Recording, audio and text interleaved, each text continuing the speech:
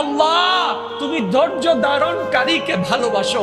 একদিন যাবে আপনার কষ্ট, 2 দিনে কষ্ট আরো বাড়বে, 3 দিনে অপমান বাড়বে, 4th দিনে ঝামেলা বাড়বে, 5ম দিনে আপনার উপর টেনশন বেড়ে যাবে, 6ষ্ঠ দিনে আপনার উপর অত্যাচার বেড়ে যাবে, 7ম দিনে মানুষ আপনাকে নিয়ে হাসাহাসি করবে, 8ম দিনে আপনার উপর অত্যাচার আরো বেড়ে যাবে, 9ম দিন আপনাকে ঘর থেকে বের করে দিবে, 10ম দিন আপনার রাস্তা বন্ধ করে দিবে।